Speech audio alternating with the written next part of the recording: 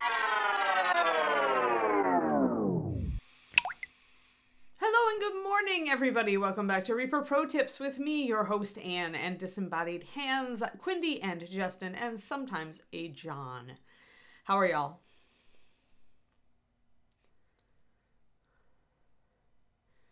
I think it's funny that you said first after like 2 people had already posted Beam and Aqua, but maybe you came in and there was nobody, and then you couldn't see everybody else because they'd already talked. Twitch does that, doesn't it? You can't see anything previous, like, to your chat when you come in. Time change. I like this time change. I'm sorry, I'm the person who likes daylight savings time. Guilty. Guilty. Oh, wow. Marathon. Sweet, Crowley. That's pretty cool. I cannot run. I am not the runner. This is not what I do. I walk. But I admire people who can actually run. You can't run either.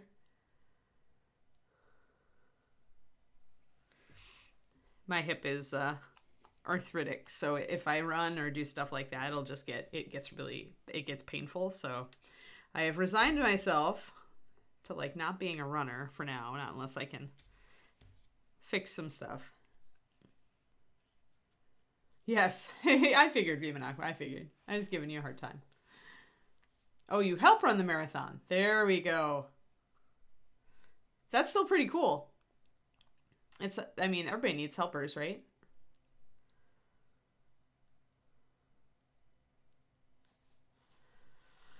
Oh, I like it. I like it because it makes it easier for me to get up. And also I like it because, like, yesterday I kept looking, like, I kept expecting it to be later than it was, and instead it was earlier, and I had more time to get things done when I've been thinking that I didn't, and that I liked that feeling. So I guess I'm a weirdo.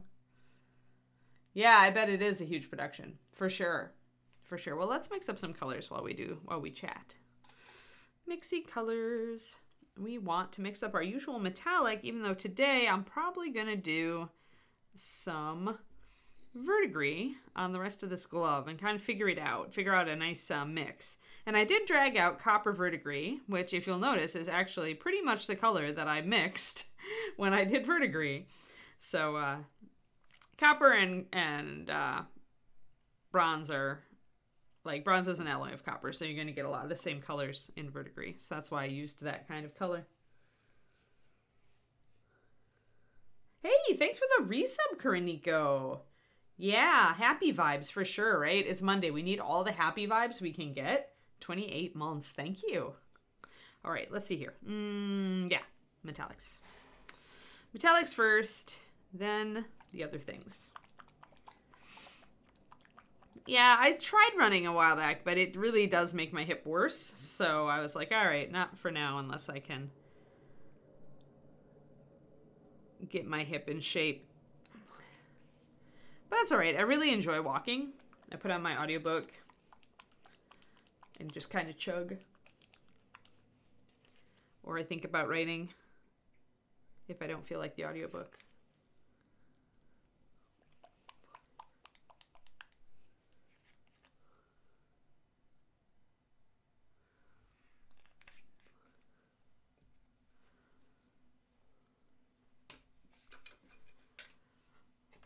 Well, I started listening to a new audiobook just this weekend that I really like so far. I like the guy's attitude.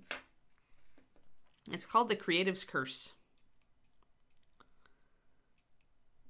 And I don't remember the author's name, but he is a writer and a communicator and a general, like, artistic brain. Turgeon, I ran into a snag on that. I've started following a lot of the agents that I'm submitting to on Twitter because I made a new author Twitter account instead of, because Painting Big is my art Twitter account. So I figure I better get my author Twitter account going that actually is tied to my author name. But one of them, who's actually an author or an agent I've really been looking forward to submitting to, who's got a pretty good vibe for what I do, she mentioned that, like, you shouldn't rush to submit in November and December, because she's like, there are 2 useful weekends in November, 2 useful weekends in December, and all of our book acquisitions are already done for the year. So it was essentially kind of, she's like, if your work is done and it's really ready, you can submit, but this is probably the worst time of the year to submit as far as getting an agent's attention on your work, with like them being able to like actually slot something in, or they won't be able to essentially have a meeting where they consider your work for like 3 months. So it's not exactly the time that a lot of agents are actively really excited about looking for new work. So, so I went through like a bunch of days last week after I read this, and the weekend, and I didn't submit while I was thinking about it. Because I was like, well, that means, because I was going to stop at the end of November anyway, because after Nano, everybody and their sister, brother, and dog slams agents with submissions during December. But then I realized I was really kind of unhappy when I wasn't submitting, because I got we're going to touch up some of this with a little bit of highlights, guys, and then we're going to do some verdigris. I'd gotten so used to submitting, and I got my new 100 Days Goal Journal just to submit and write my new book. And so I just kind of wasn't happy not submitting. So I thought, you know what, screw it. I'm going to at least submit through the end of this month, like I was originally planning. Because doing it actually turns out is not a problem for me. It's in fact, stopping it was just, I guess I got used to it, and I really got to like it because I felt like I was working toward my goal. And then when I went up against that whole, oh wait, now is a really bad time to do this, maybe I should stop thing, it kind of just kind of derailed me in a not happy, not pleasant way. So I was like, because you want to give your work the best chance that you can when you're putting it out there. You're not just submitting just, to want rejections. But at the same time, I was like, you know what? I'll submit it anyway. I think I'm going to do that. There's only, 22 days left in November. And that should get me to 50 by the time I pause for December. Okay, I just want to get a little bit of highlights on these little areas down here that are kind of raised, and then we'll start throwing some verdigris into the cracks in here. We'll do some pre-weathering, so we're going to bring in some dark color first, and then work the verdigris off of that. And I'm just doing a few touches of my original metallic. Plus, to be frank, I really need to put some time into getting my author website up, which is so far really frustrating, because I must be the only person in the world who can't figure out WordPress. Like, WordPress is challenging for me. I've never used it before, and I want to change things like font, and I don't know. I feel like it's more difficult than it should be. So maybe it's just me. But I will not let WordPress defeat me. I will figure it out. It's just that takes time.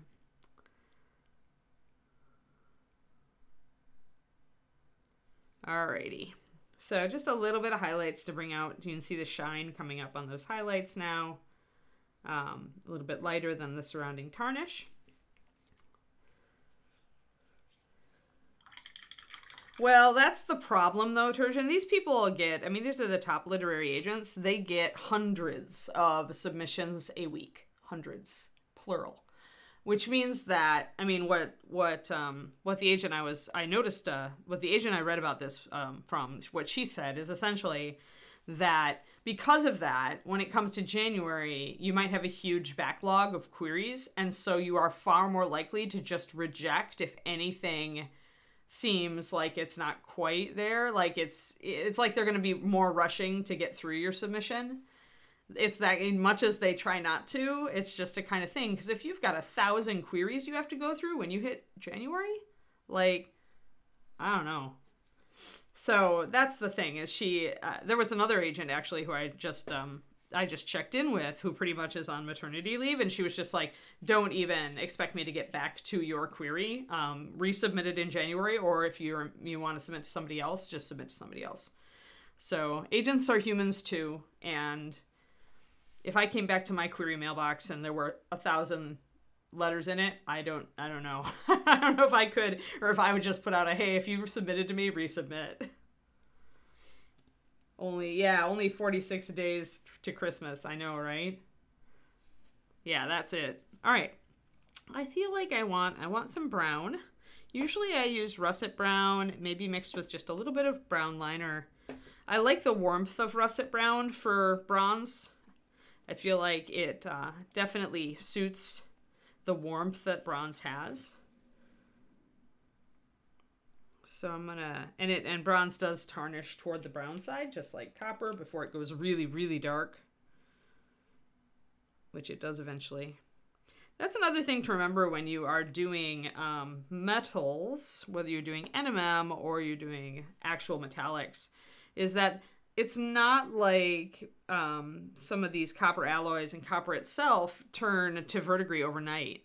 They have stages of corrosion, right? So like copper will go brown first before it starts to pick up green. And it'll go quite dull.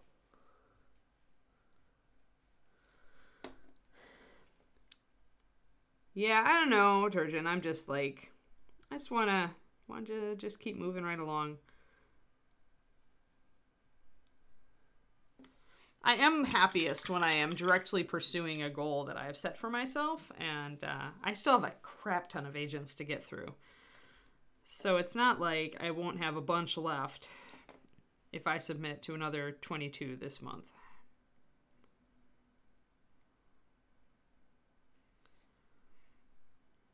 All right.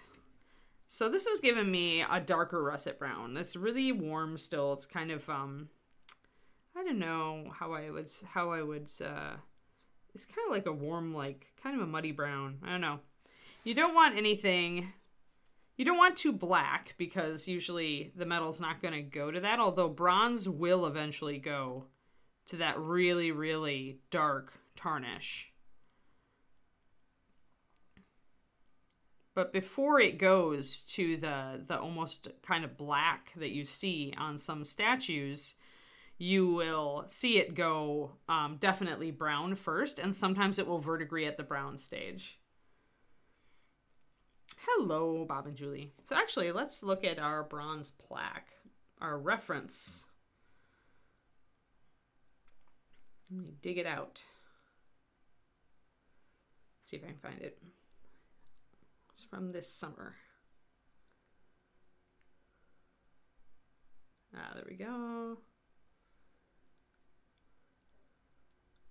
Aha! Or no, not the right one. If I cannot find it, or maybe I always lose track of when I go to places. If I can't find it like shortly, then I'm going to just move on. Wow, did I even keep it? All right, if I can't find it efficiently, then I'm gonna have to go past the bronze plaque, and we'll have to. Oh, there we go. Got it.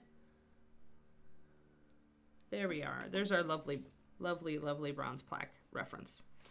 So it goes almost. You can see the real dark color where it starts to reflect the sky. And that's like almost a purplish, blackish color. It's really hard to hit, but you can see like here where it goes very, very dark around these letters. And the patina that it tends to have is going to be whether it's polished or not, or whether it's been allowed to build up. So, but when you've got the shiny parts, when you've got a polished surface, but still that corrosion that's almost black there, that's when you get those blue highlights on bronze, where the skylight comes in. So yeah, this is the best reference for bronze that I'm glad I took this picture, because it really is awesome. Because you can still see the color up here of the original bronze where people have run their fingers over the letters. And then you can see pretty much every stage of the discoloration, from the really where it's going very reddish to where it's starting to fade to where it's going almost black, and then where the verdigris is really coming up And the verdigris also will come up in these other places. Wherever there is no wear, we'll start to get this creep of this verdigris. And that's exactly what we're doing here. We aren't going quite as red because I didn't want to go quite as red with this. But yeah, that's very good. Yeah, I need to order Christmas lights. Because I do want to put up Christmas lights. Eek, that's a bummer, Twisted Oma. I'm sorry that Twitch is giving you conniptions this morning. I feel like I want to add just a little bit of blue liner to this. This dark. Or maybe I want to make my ultimate shadow blue liner. I want a little bit of contrast in some of this lining. I want to punch it down, so I'm going to add some blue liner. Just pretty much to be a liner, like to really give me my darkest shadow here. So did anybody do anything fun this weekend? We pretty much slacked. I really want to make cookies. I did not get time this weekend, so maybe I'll have to make time today. I want to make autumn spice sugar cookies.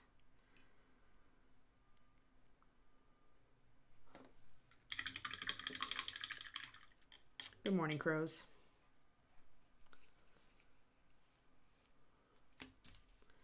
Alrighty, let's see what we got here.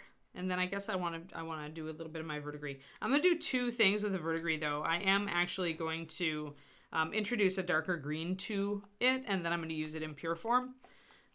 Before we just mixed our verdigris, but since this color pretty much matches what I ended up mixing, because guess what? Color of verdigris. I'm going to go 2 sets this time. One puddle that'll be just itself with a bit of water. I'm going to thin it about 2:1 paint to water. It has a lot of white in it, the copper verdigris color. That's 9304. Oh, that's right. Ed wanted me to make an announcement today. You guys get to hear it first. Every once in a while, Ed called me over the weekend just to catch up. Which is what, you know, when you have a good relationship with your ex-boss, your boss. I guess he's still my boss. It's like we just shared industry gossip. But he mentioned, and this actually is quite timely because somebody asked me the other day in chat, we're going to add a little bit of brilliant green to this, guys, just so you know, if there were any big changes coming to the paint line. And I said, no, I don't think so. Well, guess what? There are big changes coming to the paint line. You guys ready? Ready for the news? Hold on, let me put a little bit of brilliant green in here and keep you in suspense.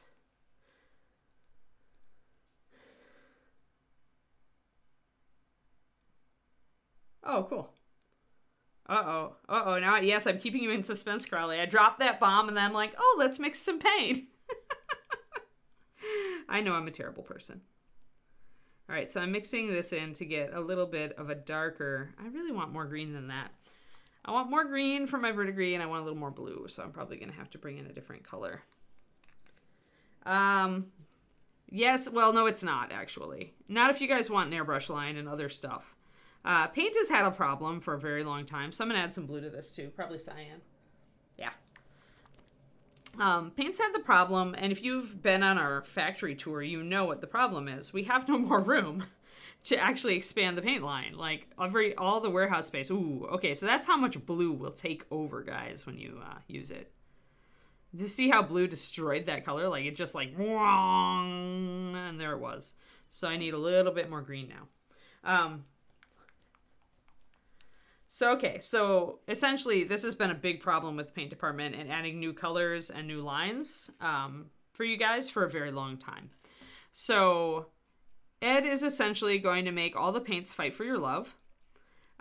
He said that his thought right now, when he said it's definitely coming, but it's not necessarily going to come right away, or it might. It's Ed. You really have no idea. What Ed wants to do is consolidate Bones with Core. He's decided that having a separate Bones line is really not serving Reaper. He is going to keep Core and keep the triads, and he's going to roll the Bones line in and make one gigantic Reaper Master Series Core line. Now, when he does that, he did not explicitly say to me, but chances are he's going to end up canceling colors that are not selling. He did say that he is going to get rid of colors that are not selling well. So, yeah, it's true, Shadow Raven. It's Ed. You really have no idea. Yeah, so essentially what, and the good thing about this is that he told me now, and I am telling you now, so spread the word. If there is a color that's kind of an oddball, I imagine the first 108 are pretty safe, but if there is an oddball color that you really love or use all the time, now is the time to buy 6 bottles of it. 1, to pump up its popularity. 2, so that you have 6 bottles if it gets canceled. Now, yeah, but you don't know which color is Nomad Zeke, so it's really not. But, now here's the deal, guys. He's going to keep the current arrangement. No paint will go away completely. If you ever want 10 bottles of X, Reaper will do it for you. It'll cost you $50 because we have to take the line and make a whole gallon when we do it, and then we have to pump it. We probably end up sampling a lot of it or doing something else with it. But you can get 10 bottles of any color you want if you just, you know, get the $50 together, going with 5 of your friends, each of you pay $10. It's expensive, but it's because we're putting out an out-of-print product just for you. No, oh, thank you, Bull. 26 months, dang.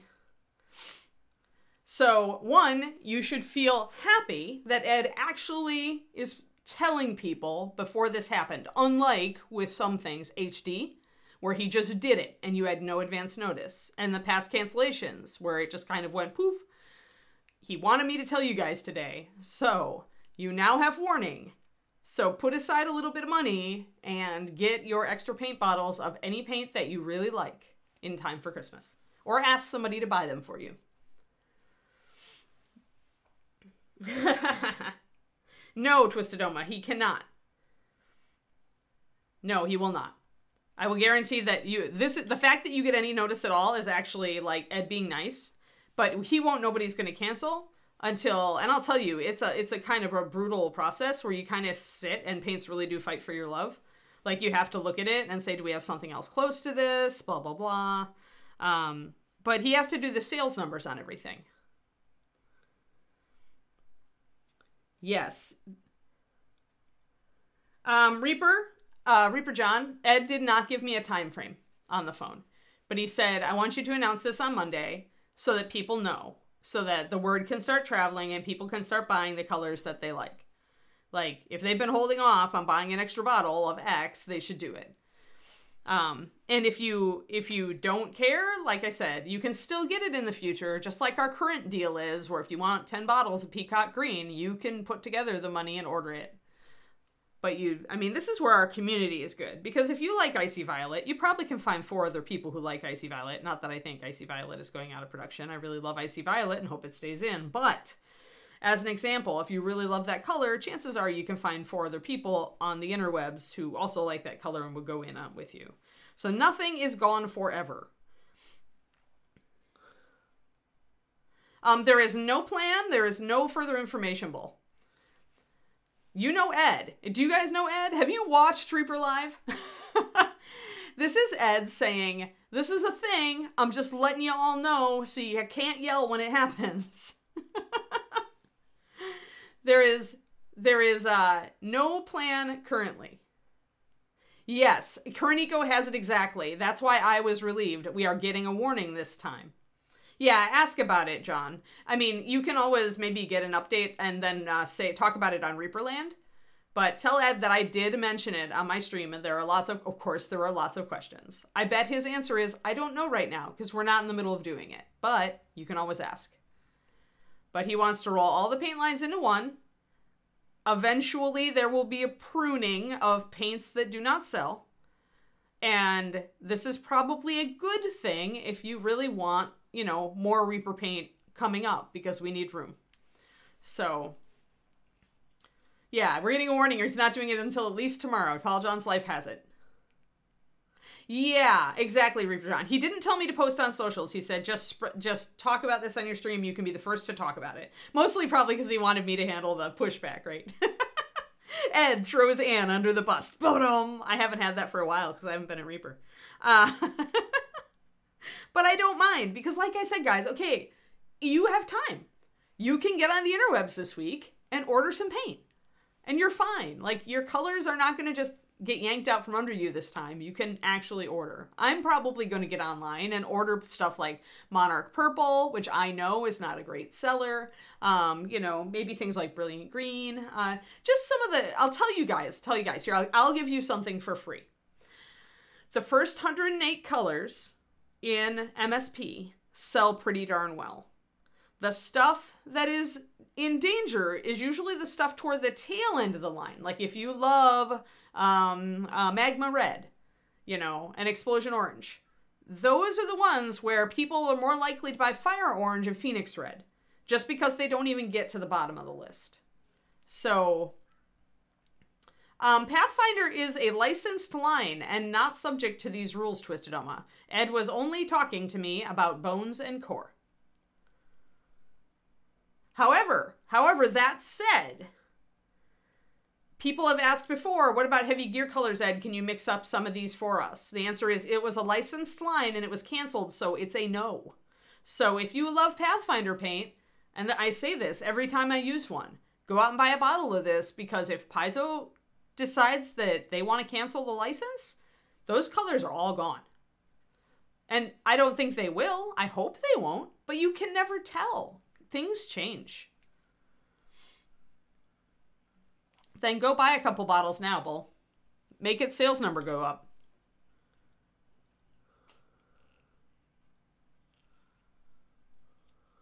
I would not wish for that, Chibi. I would not. I kind of have gotten... I'm going to start doing some verdigris guys while we talk. First, we're going to line in the blue liner. Then we're going to build up with this brown. Then we're going to work with verdigris. But I would not wish for there to be more licensed paints, because even though Ed may go through and cancel a few paints here and there, you know that the line is going to stay around. You do not know that with a licensed line. Everything in a licensed line is automatically in danger if one or the other party says, this isn't selling, this isn't working, you know, we're going to go work with this other company, so we need to sever our business relationship with you. Ed has never liked licenses because he really doesn't have a ton of control over them. And they usually are expensive, and they often don't pan out in a business sense. So don't ever wish for more licensed stuff. Licensed stuff is the least reliable of anything that a company does. And if nothing else, Ralpartha completely imploding after D&D yanked their license from them, this should prove that to you. That happened back, you know, back, but still. Yeah, Mahogany Brown is based on the old Pro Paint's Red Brick, which was one of my favorite colors, which is why I ported it over to Master Series. It is a wonderful color. That and Ruddy Leather are really your two needs. So I'm going to mix in some metallic here, guys. I'm going to get a little closer so you guys can see. I'm starting to darken down. See that dark color there? That's the blue liner with a little bit of that russet brown around it. And that's going to give us, remember that dark shadow between the letters on our photo reference. That's going to give us what we need. Yeah, I would take this opportunity to go through your paint collection, look at what's getting low. I know I'm going to be doing it. Look at what's getting low, and then, you know, take this opportunity as an excuse to get an extra bottle. Maybe two if you really love the color. I'm never against having a couple of bottles. Our paint lasts, as long as you, like, don't leave it sitting in one place for 10 years, our paint lasts for over a decade. So it's not like buying extra bottles is going to be a huge detriment, or it's all going to go bad in 2 years or whatever. Just shake it every 2 or 3 years. Every year is better, but every 2 to 3 is probably fine. All right, we're going to bring in some real dark shadow in the center here and bring up highlights more around the outside. And because it's really hard to blend metallics, and because some of these browns are very high coverage, I am taking a little bit of the metallic and kind of wet blending, stippling around the outside of this brown as I bring it in to kind of create more of a blend. I can go back and forth. I'm using really tiny amounts of paint here. Never, one mistake I made back in the beginning of wet blending was that I always went with a lot of paint. And really, you can wet blend with a very small amount of paint as long as you move fairly fast, because your paint will dry faster. Umber brown. Very transparent. Actually, that color is very transparent. The umber brown. Who was just talking about that? Oh, crows. Crows, that brown is a lovely translucent brown. It's definitely a clear. It's one of the quote-unquote secret clears. We don't do that color anymore because it's impossible to get coverage with that umber pigment. It's a raw umber pigment, and it is very transparent. And if you add white to it, it kills the color. Which is why I put out that umber brown, but then it got canceled pretty much because it was very translucent and really didn't belong in the bones line because of that. But I still love the color. Like, that's why I'm so happy I've finally found a tube paint raw umber or burnt umber that I love. I just love umbers. But yeah, so that's actually just the function of the pigment and the paint, and it is why it is no longer around. Not frozen.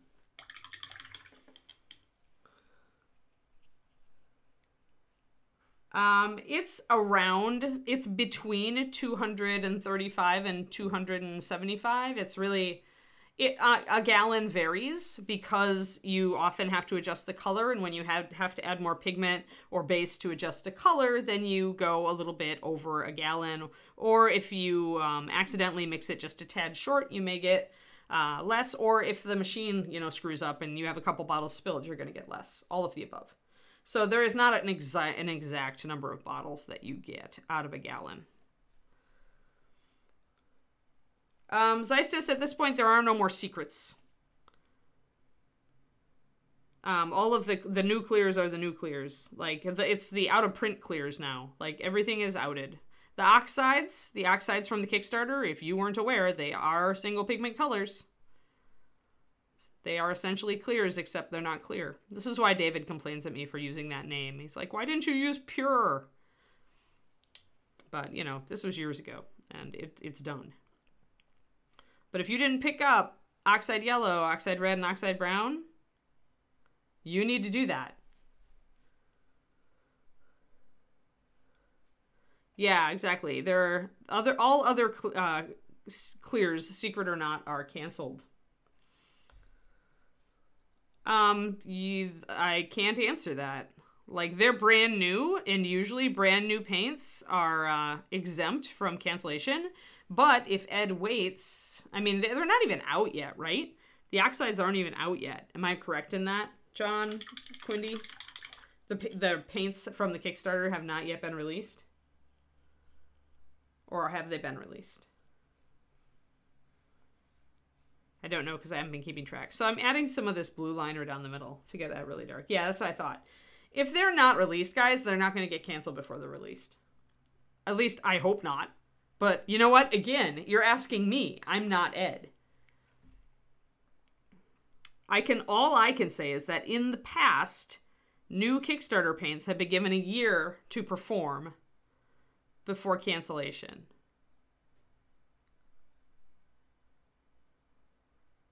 Because it doesn't really make sense to cancel them before they're even out.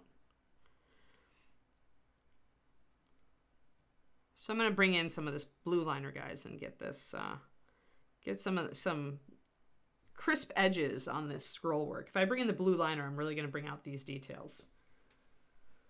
Yeah. Yeah, if they're not out, they're not out. I mean, but I really can't speak to it. I have no idea. This is why Ed made me do this, because, he figured that I would get all of the questions that couldn't be answered and say, I can't answer that because I don't know. I only know what Ed told me, which is that he wants to consolidate the bones and the core lines into one large line. He mentioned that colors that did not sell would be let go, although he did not say if this would happen when the two lines were rolled into each other or at some future date. He did say that no color will ever be completely out of production. If you want us to produce a gallon and you want 10 bottles, We will make it. It will not be cheap because we have to, you know, put our resources into doing a whole gallon in order to do that. So we have to charge extra in order to essentially make it worth the costs, especially if we end up having to sample or give away as freebies all of the rest of that color, if we cannot somehow repurpose it. So thus why it is expensive, because we can't afford to keep it all in stock. That's half the point of this, is that we don't have the room. I mean, guys, we've got like, what, 500, over 500 colors now. No, we do not, Shokami. No, and we will not. Like, that's just sales numbers. But as I said, like, and Ed will sit down and he will go over the sales numbers before he does this. But as I mentioned earlier, the one thing I can tell you is that if it is in the first 54 or 108, it is likely safe because those paints are generally top sellers.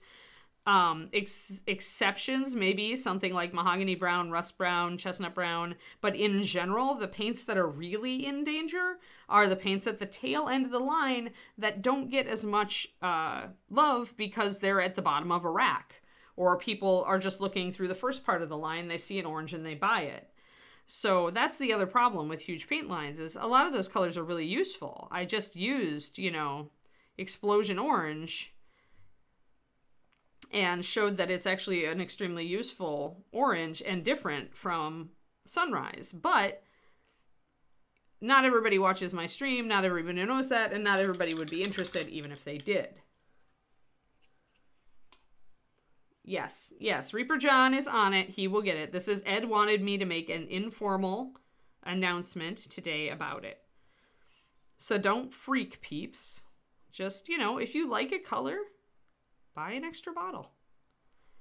Every bottle of MSP has like 400 drops in it. So if it's a color you don't use a ton, it's going to last you a long time. And like I said, Ed swore, and this, you can take this, you know, with a grain of salt if you're, you know, an Ed skeptic, but Ed said, you know, we will always make you 10 bottles. You just have to pay for them. So if you are desperate for a certain color, marshal your forces to agree with you that it is a wonderful color and get her done. All right, I've got a bunch of touch-ups done. I'm gonna see how much sharper this is now, though, with that blue liner in there and the brown around it, where I'm really bringing down the shadows. Suddenly all the details here are showing up really well, and that's what I want. I want the edges to be more worn, so that's what I've been working on here. A little bit more on the side here, I think, as well would be good.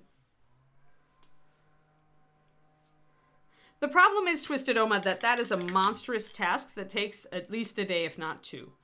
So it's like, and it may, I mean, it's just problematic because things change. Like sometimes a color will have like a surge, and sometimes a color, you know, sometimes somebody will use a color at a con and everybody will order it. Stuff like that. I think it's dubious that you will get a list of paints in danger. Like I said, if you listen to me, anything beyond 108 is probably, unless it's a metallic, metallics always sell, but anything higher than number 108, especially if it's kind of a color that we might have something similar to elsewhere in the line, those colors are in danger. I mean, I looked at sales figures for 15 years, folks. Reds are popular, blues are moderately popular, but even then, like the ultramarine doesn't sell as well as the earlier blues, even though it should. Cyan blue, one of my favorites. You bet your butt I'm going to be buying more of that because it doesn't sell as well as it should for how beautiful it is. Cyan, Ritterlich, and Brilliant. Like, I'd go for those.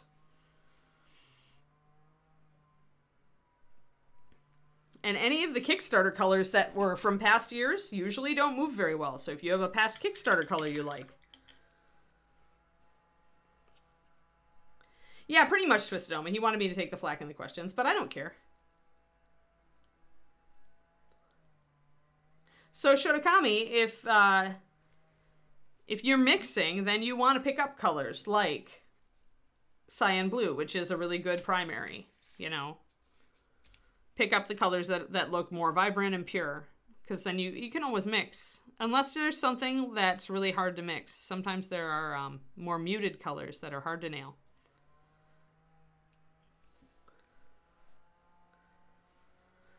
I think walnut is in pretty good shape, Shirokami. A walnut always sells no matter what.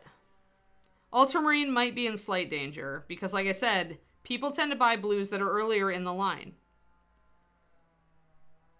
But in general, the colors that are most in danger are anything over 9200, maybe 9199. Because I'm going to buy more russet brown too. All of you better buy russet brown. Anything over like 9200. Because people just don't look further down on the rack. They don't scroll further down on the page.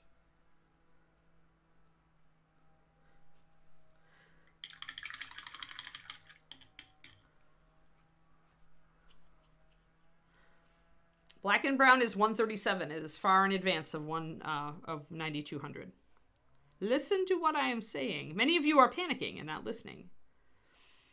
But things like moth green, which is 9248, that's in danger. Saffron sunset is in danger. Things like that. Like I said, the further down on the rack, the less it sells. Even if it's a great color.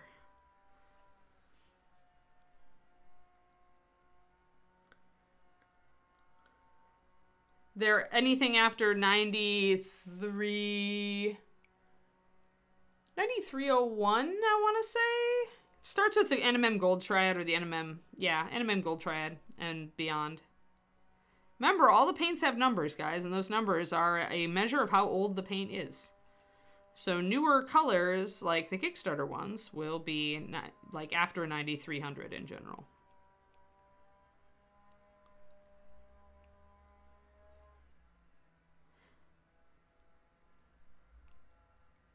But yeah, I'm not going to even give you a best guess, and this is why I think you're not going to get a list of in-danger colors, is because I could be wrong, and then you'll be like, this wasn't canceled after all, or this was canceled and you said it was safe, and all this stuff. And I'm not gonna buy into that, guys.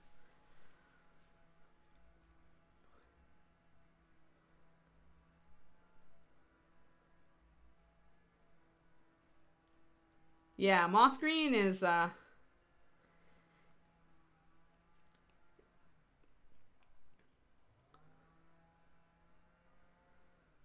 right, exactly. And the list, Zeistis has it on the nose, and the list would change buying habits also. Right, but nobody looks down on the rack. That's what I'm telling you guys. Okay, here, I'm going to tell you a story. One year at Gen Con, Reaper Brian decided that he was going to flip the rack. He was going to put the colors on the bottom of the rack. They were usually on the bottom, invert, and do the colors that were on the bottom on the top of the rack, and do the first 54 on the bottom of the rack. And with the exception of colors like black and white, which are staples and people will hunt the rack until they find it, that made all of those colors in the second half of the rack sell miles better than they ever had before, just putting them at the top of the rack. A lot of our paint sales are still distribution in stores, and they have paint racks, and the colors at the top are the colors that sell the best. Also, one of the most popular sets to get is the first 100 native core. So all that goes into that as well, guys. Ultramarine is 91, 87, 88, and 89. So that's close to the 200 mark. That means that they generally don't sell as well as some of the earlier blues. Yeah, but then nobody would buy it, Bull, because the problem is always shelf space at game stores. And that's why a vertical rack makes sense, because it's smaller footprint. And then you can talk the game store. The game store can find a place for it. So, plus it's still choice paralysis. It's just that there's a lot of colors on that rack. So you're looking for a blue, you're going to scan the top part. And when your eye hits on a blue that you think might work, you're going to grab that.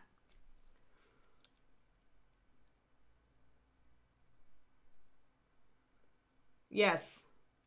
Yeah, I mean, human nature.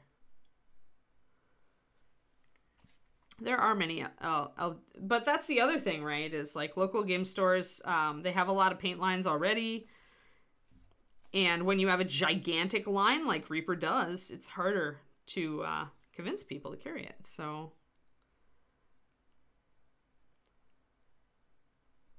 I mean, my big regret is that I can't be there to help with this, because I would at least be, you know, looking at it with at a line with a mind toward utility as well, right? Which can be helpful, but I do not. So the best I can do is say colors that are beyond 90 or are higher than 9200 are going to be the most at risk. So if you have a late color or a Kickstarter color, previous Kickstarter color, like the NMMs, you know, NMM copper, for example, tarnished copper, that's one I'm going to buy. Anything like that, those are at risk. The glow colors,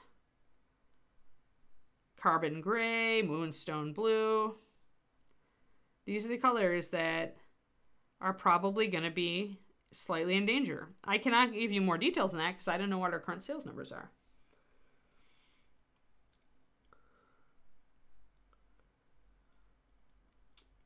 Oh, Pendrake asked about the 10 bottles. Yeah, you're paying for the service of getting 10 bottles of a discontinued color. Right. Exactly, because we can't afford to stock them. The amount of inventory, guys, sunk into our paint line is insane. Like inventory space and inventory dollars. Paint lines.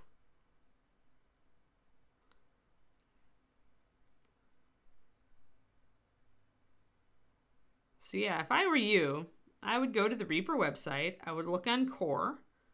I would scroll down until you get around 90, 91, 90, 80, 91, 87. Keep in mind that metallics are almost certainly going to stay in print. So like things like adamantium black or true silver, those are going to be fine. But anything higher than like 9187 or 9200, scroll past there. Look at those colors. Ask yourself, hey, are any of these my favorite colors? Buy a bottle or two.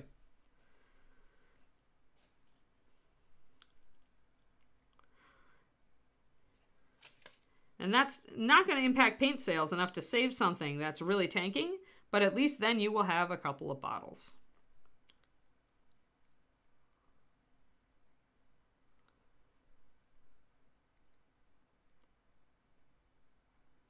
Alrighty, so that's really, look how nice and bold that's coming up.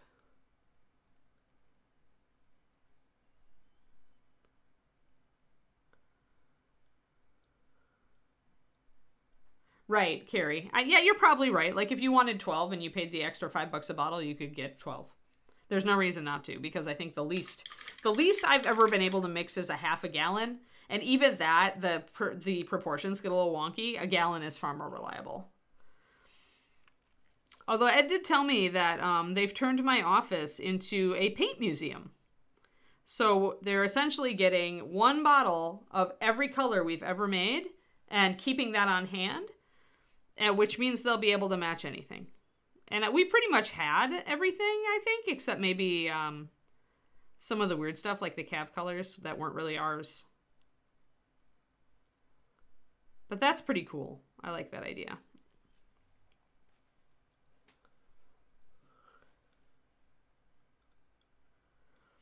Kerniko, it is the nature of existence that stuff will change. While I was there, I regularly battled Ed to try to not have cancellations.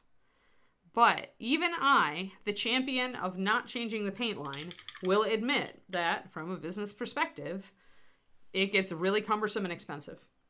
And it prohibits you from making an airbrush line or a historical line or just something different, something new and different. Or regularly putting out new colors. It really, really kills that. So I'm going to add just a little water to my metallic. It's getting a little thick. But yeah, so I mean, don't panic. Just do like kind of a logical go down of your, you know, y'all like to organize your paint collections anyway. Do a logical rundown of the paints you've got and the paints you've kind of wanted on your wish list. And if they fall later in the item numbers, consider buying a bottle. Yeah, and like John said too, like he'll talk to Ed, he'll get the official rundown, but in general, and I'm going to keep announcing this because, you know, as people come into the stream, they're going to wonder what the heck all the fuss is about. But Ed told me over the phone on the weekend, so take this with a grain of salt, but he told me to announce today that he wants to consolidate our 2 paint lines into one. He wants to roll bones into core. He's still going to keep the triad structure in the core colors, and he will still make the paint available. And if anything gets canceled, he will make the paint available under the current conditions. If you want 10 bottles, it'll cost you $50.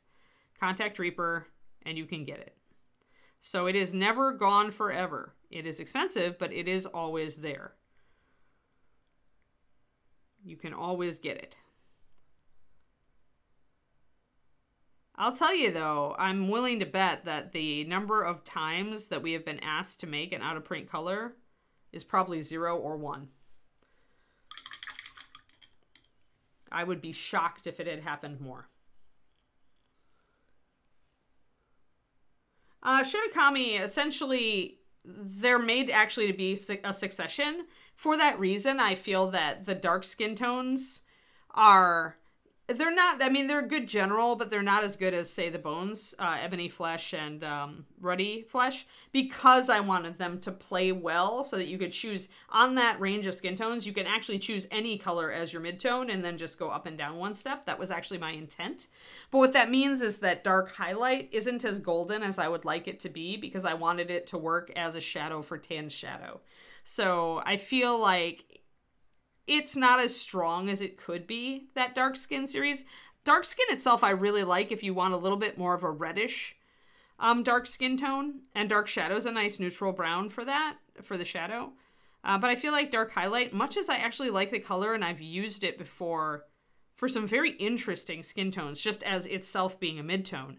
But I like to highlight it a little differently. But yes, they all do work together. That was probably more information than you needed, but as the designer, I'm kind of like, you know, this is the lowdown. No, there is no time frame, Max Styles. There is never a time frame with Ed.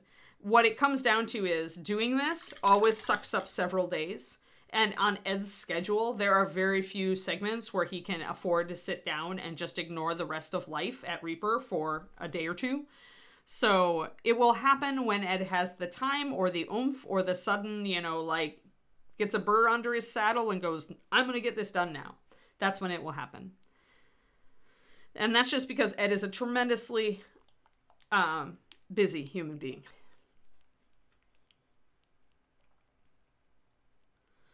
Honestly, I feel like really dark skin tones work great along vibrant colors like that, Kerniko.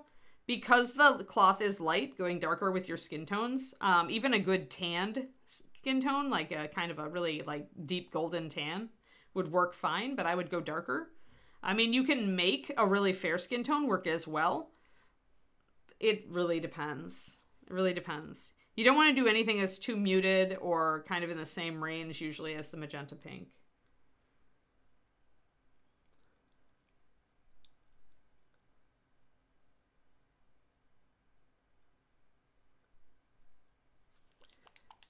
Yeah, I mean, the other skin colors that I love are the Rosy Skin Triad. I use Rosy Skin and Rosy Highlight a lot as just kind of bases to warm up or cool down skin tones. There are 2 Bones skin tones that I absolutely adore too. And that would be 9445 and 9446. Peachy and Pale. I find them extremely useful. One is very pink and one is very orange, and so they kind of, for me, fill in some of the, like, the bright skin triad that died a long time ago. Yeah, darker skin is really, I mean, I really think that really, like, brown skin, like African skin tones, look really good with vibrant colors. Like, that's how, like, I'm so jealous because, like, Black people I know can wear, like, bright fluorescent yellow and green and orange, and it looks fantastic on them. And I wish. I just wish. I'm very jealous. All right, I'm going to put some verdigris in here. Now that we've got this all darkened down, I'm going to use the color that I mixed out of cyan and cyan blue, brilliant green, and the verdigris color. Then I'm going to go up with my verdigris. I'm going to thin this down a lot. It's got green and blue phthalo in it, so it's really, it potentially can be quite translucent anyway. But when you start building up verdigris, guys, remember you don't want a really solid brush stroke. You actually want it to be somewhat transparent so that you can build it up gradually, just like verdigris itself would build up on a model. Or sorry, on a statue. So...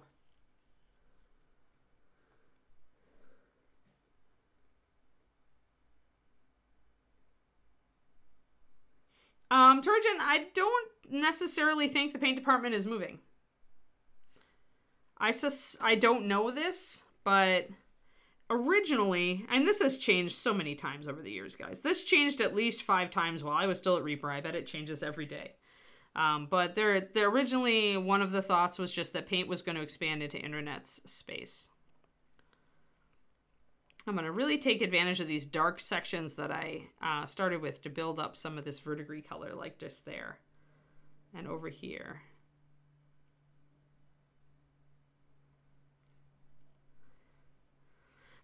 The thing with Reaper is that we have limited people, limited like physical labor resources to do a reset. So in many ways, it is easier for Reaper to shut down the warehouse for a day and do a big reorg and then resume on the next day. Because if you have to pull that much labor to reset something, then you may as well just do it all at once. I mean, I can see why that mindset is a thing. Also, keep in mind, Ed has a lot of experience on this stuff. Never doubt the Ed.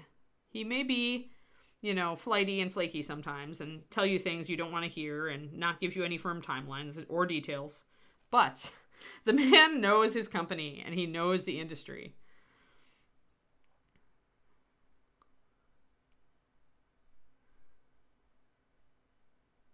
I'm going to build up a little bit of this verdigris in here, right in the crack where it would be. And we will extend it a little bit onto the bronze shiny. But I'm starting with where it would naturally go, and then I'll kind of spread it out a bit in an irregular pattern. Hey, Reaper John's got it. The current plan. Everything in the current building will go into the new huge main building that is being built on the new land. So give us a chance to reset the whole building into a better config. Thank you, Reaper John. I knew you'd have better info than me. Okay, so paint will move. So yes, this would allow a restructure.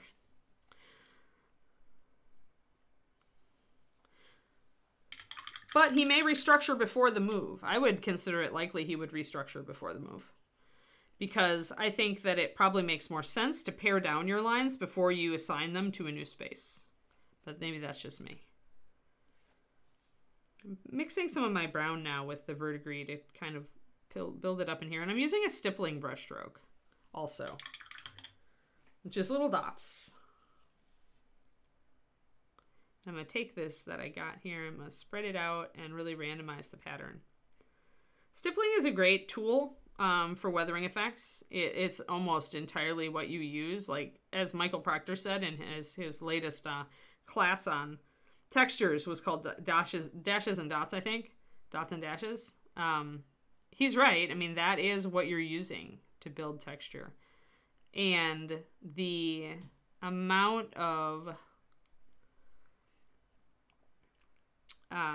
time you spend trying to get better and finer with your dots and dashes will limit what you can do or define what you can do with small models as far as how much texture you can introduce on them.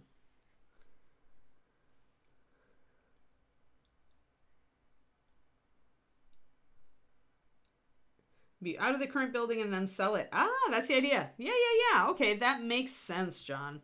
Yeah, because otherwise you've got to walk across that huge parking lot to get from building to building. And you've got all this land now. So, or we've got all this land. I guess I'm still a we. I just am not an on-site we. But yeah, that makes total sense to me. That's good. That thinking does make a lot of sense. And then Reaper will be its own little empire on its own little land.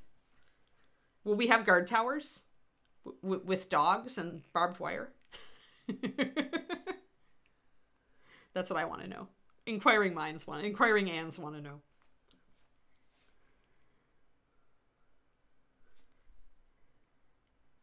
Except, you know, if we got guard dogs, like Dave would probably choose them, which means we'd have Shelties and Dachshunds. in little flak jackets. Okay, maybe I've taken this a bit far, but it's fun. All right, so let's see here. Let's look at what I've done here. So I do want to carry some of my verdigris down. I probably want to flood some of these crevices that I went dark with some verdigris. Needs a moat, yes.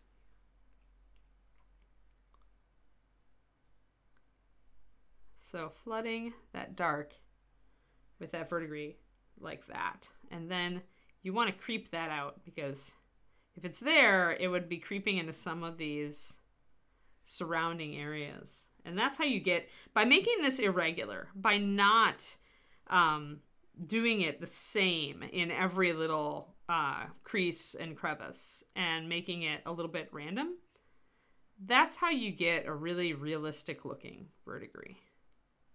And it takes some time. You guys can see I'm taking my time here. I'm kind of looking at it. I'm reassessing. But look at how that's starting to really look like it's getting corroded now. Now that I'm introducing some more of that. Sherman Tank, probably within the last few years I was there, Reaper finally passed the 50 employee mark. But that's like how many employees we have in a year. People do leave. People do come on. So I would imagine that number wobbles. But that it hovers around that mark. But we're small. Like, everybody looks at what Reaper does worldwide and they're like, holy crap, you're a big miniatures company. And I guess that size is a big miniatures company, but we're not a big company.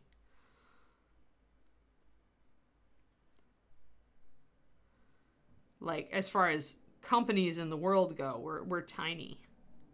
That's why I say we have a very small amount of people doing excellent work, and that's what keeps Reaper in the game, is that our employees, many of our employees are very high quality. High quality employees. People who bust butt and go above and beyond. But yeah, we're a little company. That's why, like, when we first started doing Kickstarters, Ed got a bunch of crap, because he's like, this is for small companies. And he's like, what do you think we are? We're lucky if we have 50 people. Like, that's enough to, like, you know, be providing a good number of jobs, but it's, like, not big at all. We would not have been able to buy this land, build these new things, get these new Siocast machines for Bone USA. Make no mistake, without the Kickstarters, guys, we would not have been able to do this. Reaper would not have been able to get all these new awesome things. So, like, all of you who help us push the Kickstarters and who buy into the Kickstarters and who tell your friends about the Kickstarters, you have really contributed to Reaper's success over the years. Like, make no mistake whatsoever.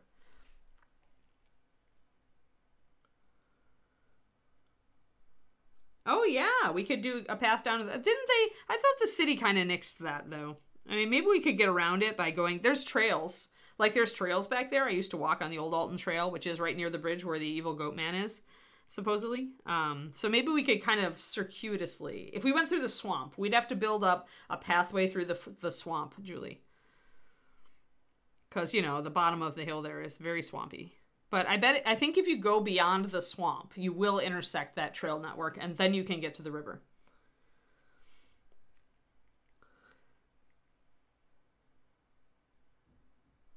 Oh, they use the back gate. Funny. Oh, that's awesome, Reaper John. That's awesome. Okay, cool. Goatman. Now the Goatman has to... We need a Goatman miniature. Are we going to do one? Like, we totally need to make a new mascot now. I guess Krampus is close, but it's just not the same thing.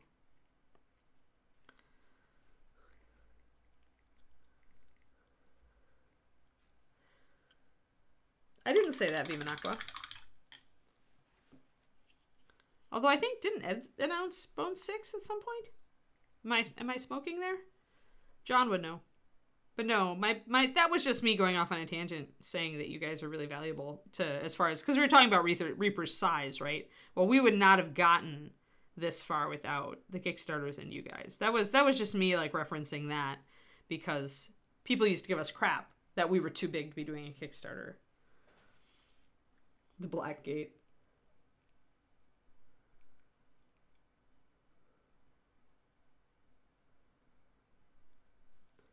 Shotakami, Ron is the art director. He just decides. He is always looking. He's looking at lots of stuff. He's looking at popular media. He's looking at what other companies have done and are doing. He mostly looks at a lot of comic books and art books.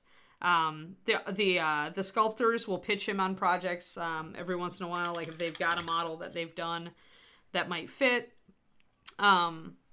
But I mean, a lot of times Ron is looking through the monster manual. He's looking for stuff like that and at like D&D artwork and stuff like that to get inspired. He's the art director. The art director gets to choose what they want to do. That's like your dream job if you've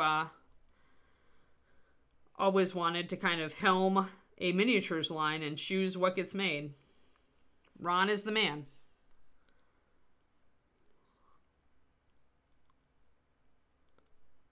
But he's been at it a lot of years now, so there's also a basic understanding or trying to understand, you know, sales and what people want as well. I do hate to say it, but sci-fi dwarves are niche. I mean, pretty niche. So chances are you'd be better off getting a sculptor to actually freelance sculpt something for you there and getting it produced privately. That's my personal feeling. Silver Tongue, 9 months. Yeah, we're talking a lot of business today, Silver. Lot of business. A lot of Reaper. I mean, I was at Games Workshop when they were essentially burying the old sci-fi dwarves from their 40K line. Like, burying them so far that no one will ever find evidence that they existed.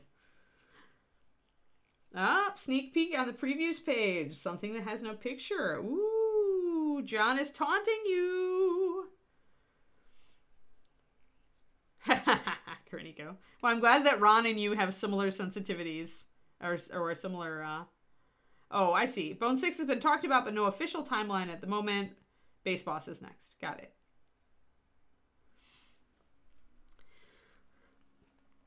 Yeah, once again, I mean, it gets fit in. This stuff gets fit in when it gets fit in. Like, there are always priorities. Running a department at Reaper taught me that your priorities list will always have 20 items on it. And there is no way you can work on all 20 of those items. There is no way you can even work on more than 2 or 3. And so you keep those items on your list, but you work on other stuff until one of those items becomes urgent enough that it then steps up to take center stage. So a lot of this stuff has no timeline on it because of that. Because Ed's got an entire new freaking building to build, you know, and a company to shift. And, you know, and plus he has to deal with the day-to-day crap that hits Reaper just from day to day. Because he's the CEO. It's what he does. And so that's why there's no timeline. Because it's to survive at Reaper, you must stay flexible. And giving a timeline is the worst thing you can do because you risk disappointing your loyal customers if you miss that deadline or that timeline. So that's why things tend to not get announced until they're like already on their way to real. Because we don't want to announce it unless we can commit to it.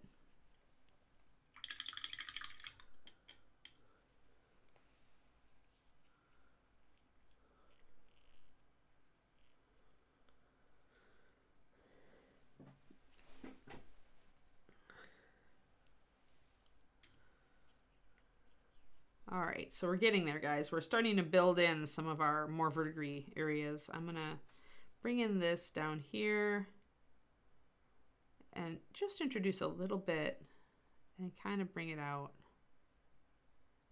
I want to keep the shape there, but I want to build out some verdigris along that edge. And I think I'm gonna kind of link it up to this area right here. Verdigris tends to be contagious because if there's a divot or a wrinkle or anything for water to catch in, it tends to like link up with other such things near it. And so then those areas kind of connect eventually. And remember to make your splotches of verdigris really irregular so that it reads as a kind of a spontaneous growth. It's not too symmetrical. It's one of the hardest things in the world to do an asymmetrical, to carry off at like an asymmetry, because the human brain really loves symmetry and we kind of reach for it, like subconsciously, even when we're trying not to. So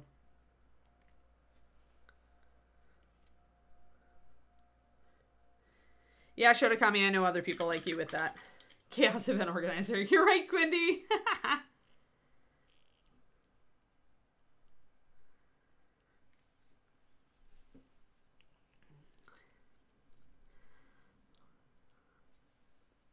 But yeah, I mean, Reaper will, as long as Reaper is around, Reaper will strive to give you good stuff that's reasonably priced, because that's really the only way. I mean, that's the way to keep people in the hobby and make discovering the hobby easier for everybody. And we need people to discover the hobby. And we want them to be able to get into the hobby for not too expensive of a price. Because that's how you get parents to get the stuff for their kids.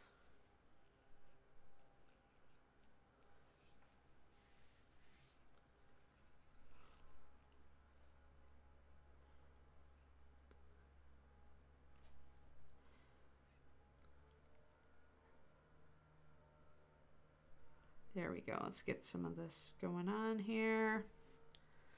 I do want a fair amount of verdigris here in this crease, because this definitely would have some water gather in it from time to time. I'm going to really kind of paint over a lot of that area, I think. Leave just a little bit of metal. Again, kind of make it irregular where you can. And I'm going back and forth between my two verdigris colors, which is a darker and a lighter. You could go pretty blue too. If you look for pictures of verdigris on bronze or brass or copper, you'll sometimes see a really blue verdigris.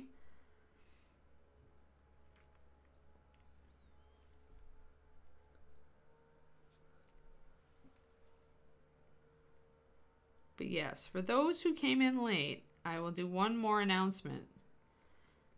And now is probably a good time. So Ed has told me to tell you that he is going to be consolidating the Bones paint line into the core line. At some point, there will probably be cancellations of colors that are not selling as well. There is no timeline. There is no list of colors in danger. The thing that I will tell you from my experience looking at inventory and turnover through the years with the paint department is that colors in the first 108 tend to sell pretty well, and colors that are toward the end of the line, 9200 and higher, or 9300 and higher, which is the Kickstarter colors in general, tend to be lower sellers because people just don't look further down in the paint rack. So that is the plan from the mouth of the man. Take it as you wish.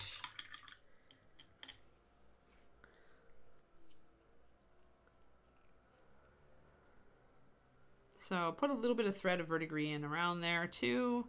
Probably going to bring in, looking at what I did up here, probably going to bring in a little bit around these little Roman thingies.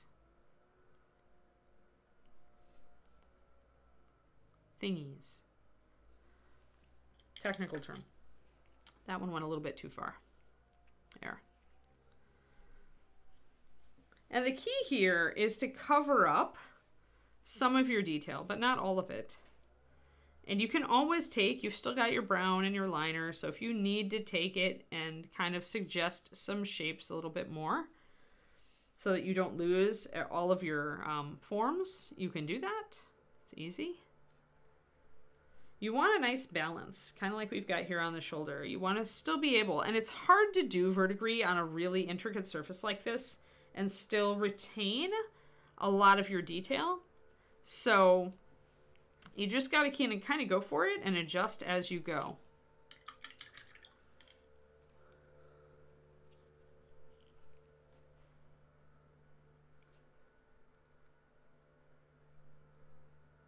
Sometimes I'm just going to put a little bit of a glaze on things as well to bring them down.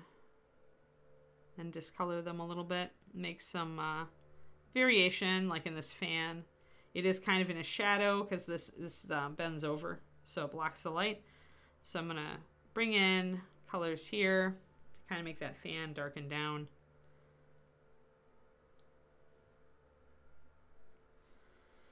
And then I'll keep the highlight up at the top there.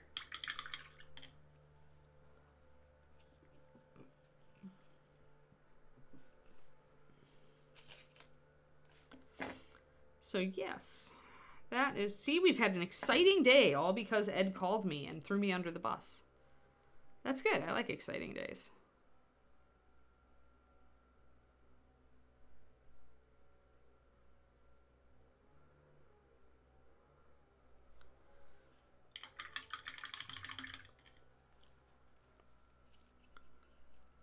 Alrighty, let's see here. So we've managed to dirty this up pretty well. I'm gonna back out. Sometimes when you're looking at something way close up, it doesn't read as well. So alright, so that's very interesting. That's looking pretty interesting. I feel like it's got a little bit too bright. I feel like I want to knock it back a little bit with maybe a glaze of my brown. Because if I look at here, I haven't brought it up quite as strongly as I did in this on this little area. So I'm going to grab my russet brown mix. It's russet brown plus brown liner. And I'm going to make it into a glaze. I'm going to paint it a little bit over that color, because it's just a little bit too bright for me. So I'm going to use brown, which is complementary to blue. It's a yellow brown. And I'm going to try to knock down some of this verdigris a little bit just by painting my brown over the top of it. It's going to kind of discolor it a little bit, but it's verdigris, so that's all right.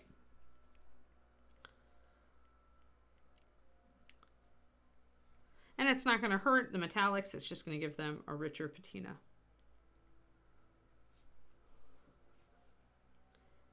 Pendrake, I don't think she understands why you want her to put up Goatman links. I think Pendrake is still stuck on the Goatman idea.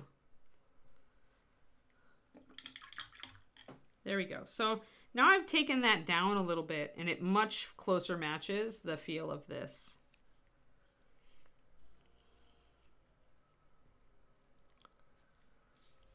But it's important now that I make sure that I tend to some places like here in this crack that would totally have verdigris in it. Yeah, we were talking Goatman earlier. No, Vimanakwa, somebody misinterpreted me. John clarified that Ed has mentioned the possibility of a bone 6, but not until they do the next base boss. Then they may consider it.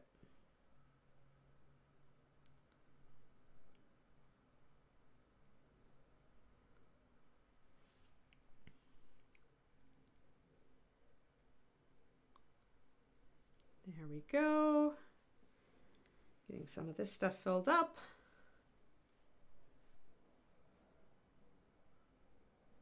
Probably Quindy, don't worry about it. It's not important. Other people can look for goat people if they want to. It's easy enough to search an SKU.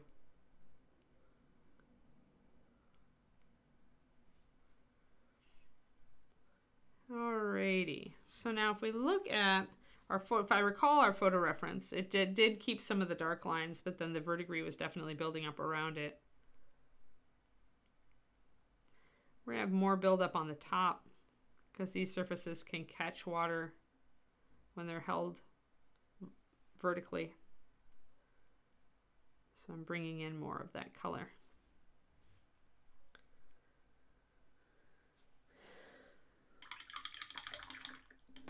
You can do whatever you want, Vimanakwa.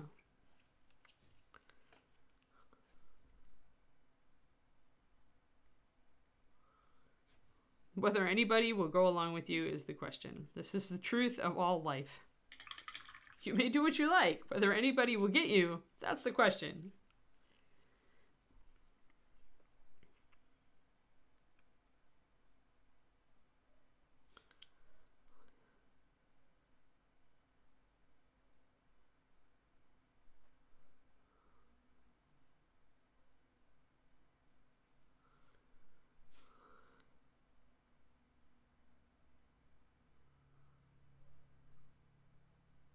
There we go. Get a little bit more of this verdigris. This is pretty fine work here.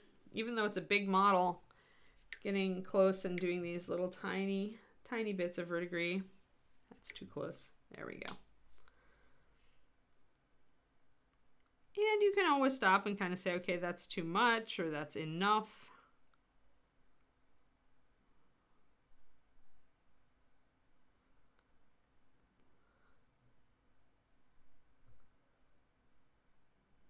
But I like my verdigris to be somewhat balanced across the surface. So I'm always kind of looking, comparing, do I have kind of the same amount on both sides?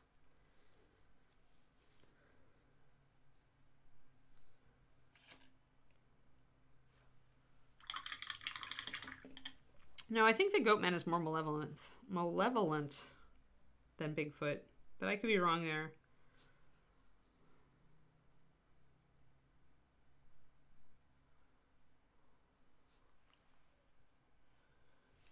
Get that in there.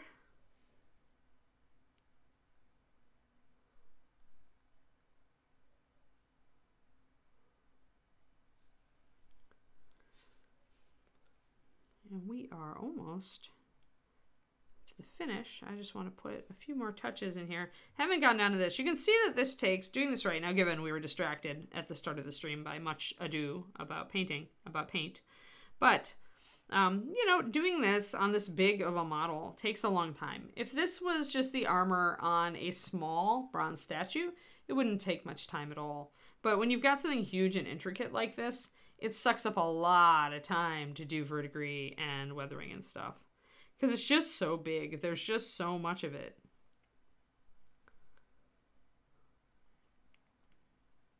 And once you start, you have to keep going. Because if this gauntlet would have verdigris on it, that means this would too. That would.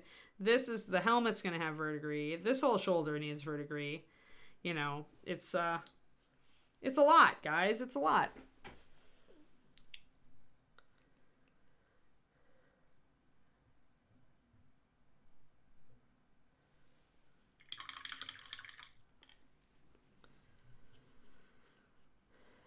Yes, a whole new set of Reaper urban legends are waiting to be born out of that Goatman thing. Now that we have a secret connection. Not so secret now that it's been talked about on streams.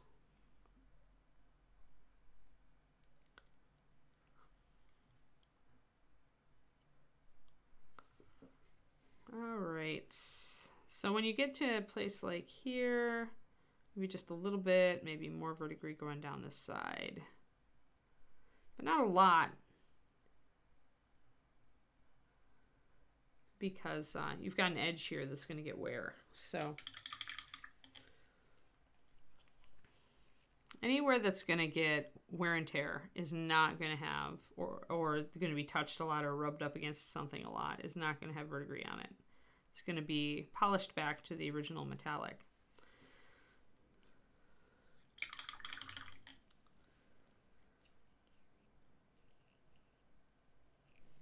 Right, but as I mentioned earlier, I don't consider that, like, I think that's just confusing to the viewer of the model to try to say, oh, these parts are brand new, these parts are old, and people will, chances are people will look at your model and say, why didn't they paint that arm? Like, honestly, that's the thing. I've so seen that happen.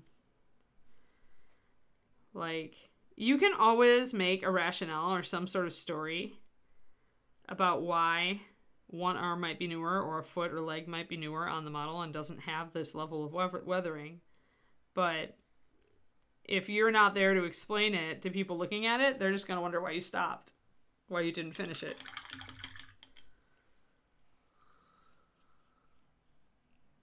Oh, I see. Oh, spiders, yeah. Apparently there's some insane Black Widow action if you go down into like some of the culverts, like the round pipes in the North Texas area. Once Marika told me that, like that she did that, she went inside one of those big round pipes where you have to kind of crouch to walk through it, and she looked up and there were just Black Widows just carpeting the top. I was done. I'm like, yeah, not gonna go there. Marika is our intrepid lady of bugs and arachnids, so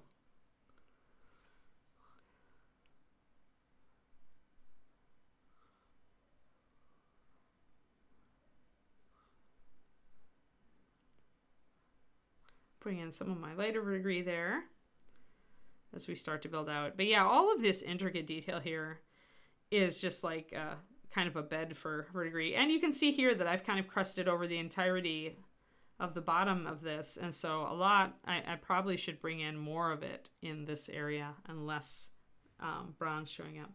Yeah, there you go, Kernigo. It was mine too.